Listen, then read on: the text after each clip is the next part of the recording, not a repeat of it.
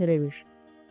कल हमने देखा किस प्रकार से शिशुपाल, भीष्म, भीम, इन सभी में बहुत सारी नोक-झोंक चली और शिशुपाल ने बहुत सारी गालियाँ दी, भीष्म को भी, भीम को भी ललकारा, कृष्ण को भी बहुत सारी गालियाँ दी।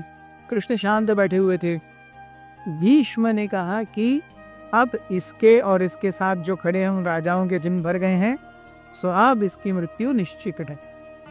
इसी बीच में कृष्ण खड़े हुए। कृष्ण बोलने लगे कि ये शिशुपाल बहुत दुष्ट है, इसने बहुत अत्याचार किए हैं, अब तक मैं उसे हमेशा माफ करते आ रहा हूँ। मैं गिनाऊं इसने क्या किया है। एक बार जब मैं द्वारका में नहीं था, उसने पूरी द्वारका को आग लगा दी। किसी और समय में उन्होंने आक्रमण किया द्वारका पर और द्वारका के कई लोगों को मार दिया, कई और लोगों को बंदी बना करके लेके गया। मैंने कुछ नहीं कहा। अब क्रूर, जो कि कंस के यहाँ मिनिस्टर हैं, उनकी पत्नी को अगवा करके लेके गए ये शिशुपाल अपने भोग के लिए। कारुष राजा की होने वाली पत्नी विशाल नगर की राजकुमारी का बलात्कार किया है इस शिशुपाल ने, ऐसे कृष्ण बताने लगे।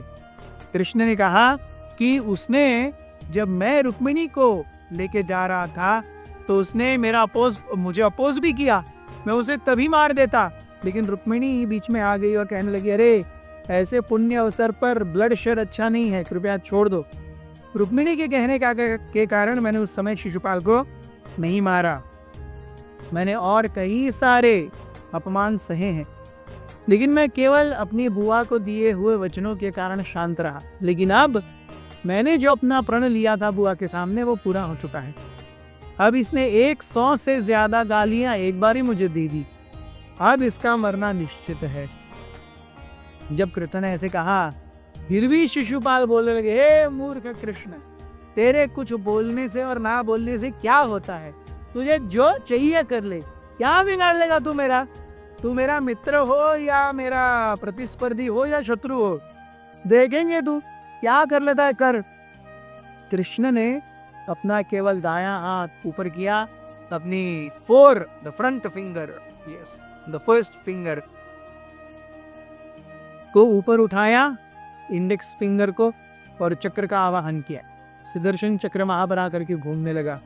उसे देख करके भी शिशुपाल वो बिल्कुल भी, he was in his own jealous stupor, वो पता ही नहीं लग पाया कि उसे क्या हो रहा है। जैसे ही कृष्ण ने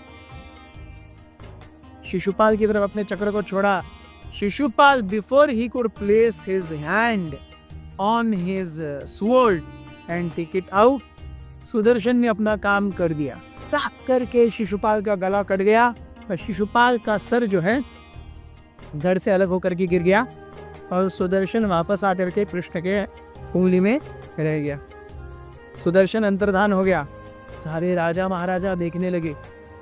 देखते ही देखते शिशुपाल के शरीर से एक दिव्य ज्योति आई और कृष्ण के शरीर में समा गई। आकाश से पुष्प वृष्टि हुई और देवताओं ने आकर के कृष्ण का वर्णन किया। ये सब देख कर के पूरी सभा एकदम शांत थी। जो सारे राजा चेदीराज शिशुपाल की तरफ से युद्ध करने के लिए तैयार थे, वो भी विस्मित हो गए थे क्या होना है, लेकिन वो they were too stumped to act, क्या करे समझ में नहीं आ रहा था। धीरे धीरे सबका क्रोध शांत हुआ, यज्ञ संपन्न हुआ। यज्ञ होने के बाद में सारे राजा अपने अपने नगर लौट गए। युधिष्ठिर महाराज ने स्वयं सबको और पांडवों ने सबको गांव की वेशी तक छोड़ा, इंद्रप्रस्थ की वेशी तक छोड़ा, बहुत सारे उपहार दिए, उनका आदरातिथ्य किया, right up to the time we will left. Krishna ने भी आगे जा करके युधिष्ठिर महाराज से आज्ञा मांगी। आज्ञा मांगने के बाद वो द्रौपदी से मिलने गए। द्रौपदी के साथ बैठे थे। द्रौपदी ये सोच करके कि अरे कृष्ण चले जाएंगे, वो रो रही थी। कृष्ण को लगा मैंने कुछ फल खाने चाहिए। कृष्ण ने एक चाकू लिया और वो फल तोड़ रहे थे, काट रहे थे, तभी उनका हाथ जो है वो चाकू से कट गया। कृष्ण ने एक छल की सी सिसकी भरी, हाँ।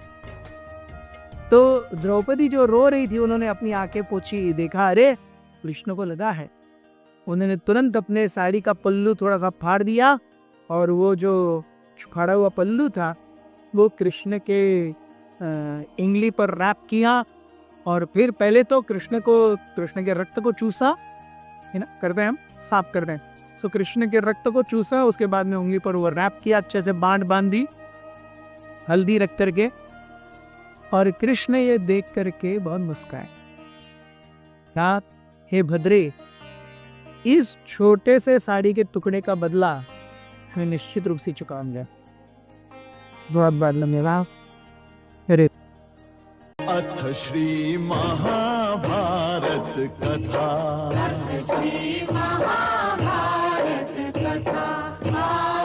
महाभारत कथा।